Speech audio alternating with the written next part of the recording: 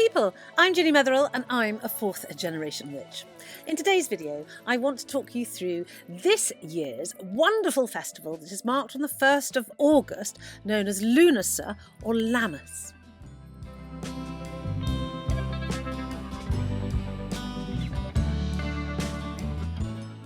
So Lughnasadh, or Lammas as it's known in certain circles, including my own may I say, is celebrated on the 1st of August. And it is part of the pagan Wheel of the Year, celebration of festivals that we have throughout the year. As you heard me say in the beginning, it's called Lughnasadh or Lammas. It depends on your tradition which you call it. Lammas is the Christian version of this festival. Lughnasadh is the Celtic pagan. So if you're a neo-pagan, you'd probably use Lughnasadh. And if you're a traditional witch like myself, who was brought up as part of the church, because it was part of my traditions, then you would call it Lammas. Lammas is in fact just a contraction of the word loaf mass. I'm going to refer to this festival by both names throughout this video, so forgive me if I mix them up a little bit. I'm used to calling it both things. Lughnasadh is the first of 3 of the harvest festivals that we celebrate as a pagan throughout the year. It celebrates the cereal harvest. The second one, which is in September, celebrates fruit, and the last one, which is Halloween, celebrates the culling of those animals that aren't going to be taken through the winter and their processing. So it's a blood festival mixed in with Halloween, but it's essentially a harvest festival saying thank you for the stock. So Lughnasadh is celebrated on the 1st of August, which is when the grain has been cut and you can make bread for the first time from this year's crop. It is not just a harvest festival, though. It is the beginning of the autumn season. Remember, seasons are about the energy flow that goes through them. So the May, June, July has always been about increasing, reaching out and growing. August, September and October energy is all about setting seed and ripening, i.e. harvesting.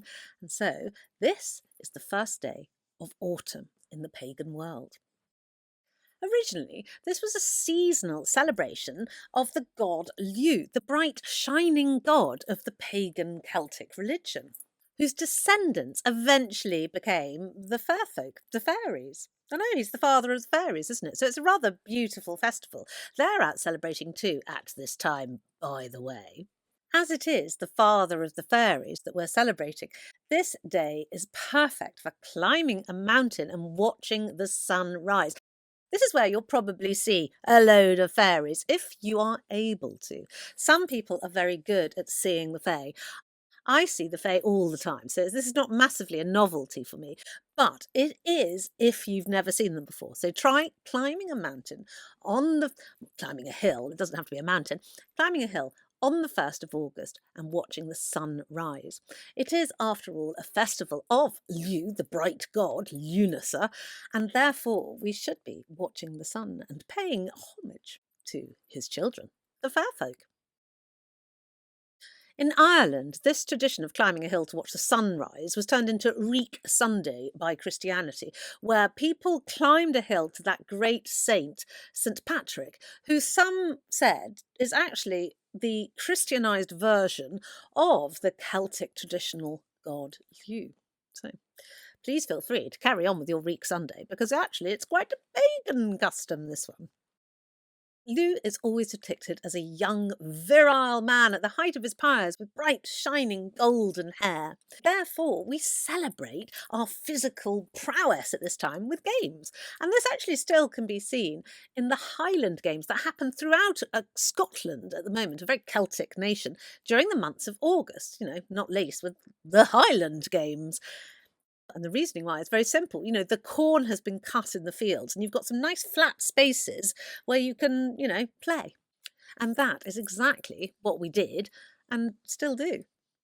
We would have cut our cereal corn, and the very first corn to be cut, ground it into flour and made a loaf out of it. This loaf was then used as ritual celebration, because paganism is all about ritual celebration. Christians, of course, then took this over and dedicated the loaf that was cut to their particular gods because, why not? This loaf, being made from the very first grains that were cut, is therefore very ritual, and those first grains were cut in a ritual manner. So part of the celebration of Lughnasadh or Lammas is to cut your grains, grind the corn down and make it into bread and celebrate your pagan ways. This is not possible if you live in the city or don't have a few acres of arable farmland that you can grow grain on. So, we're not going to do that, are we? However, making your own bread is a brilliant way to celebrate this festival.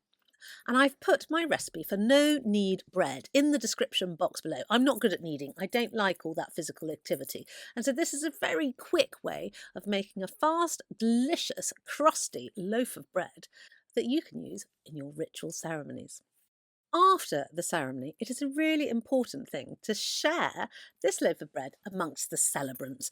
And you must never forget that part of your celebrant is going to be some of the fair folk, the fairies. And so you should leave a little bit of this loaf for them.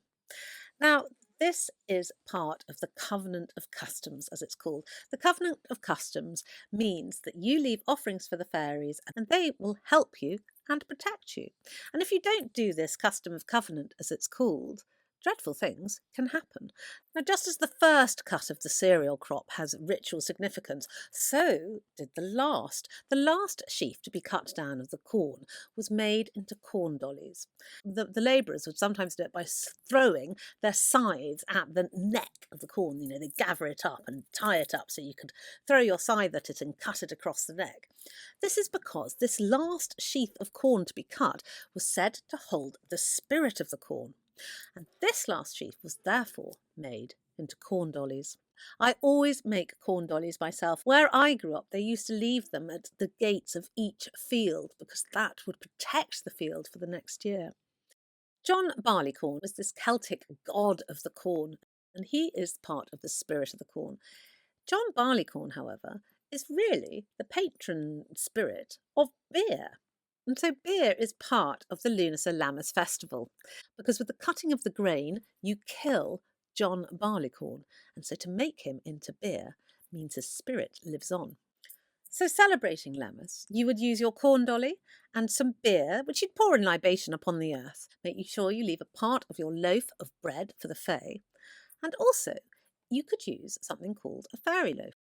These are fossilised urchins, anemones. I never know which one they are, actually. Let me know in the comments below. Is it an urchin? Is it a sea anemone? And if I can say that word, I'd love to know.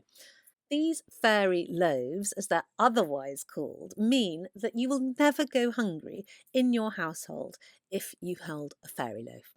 And so therefore I think it's a really good idea to use it as part of your Lammas Lughnasadh celebrations and your offering to the fairies. Once you've offered it to them, you can bring it back and keep it pride of place in your home to celebrate this time of year.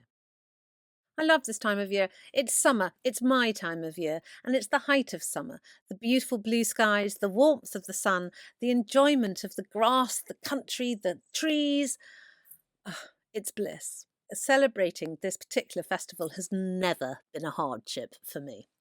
It's something that I almost do on a daily basis as I walk round the country about my home. It's glorious. If you'd like to learn more about this, why not go to patreon.com/Ginny Metheral. I recommend the Witchcraft course at the moment. That's going great guns and people are really understanding how to become a witch. You can do it online and I give you huge amounts of support on email to help you through with this. So have a look and come and join. Otherwise, please don't forget to like and subscribe because, I've got to let the algorithm know that you do like me a bit. Otherwise, you'll never see me again. And I will see you, hopefully, in my next video.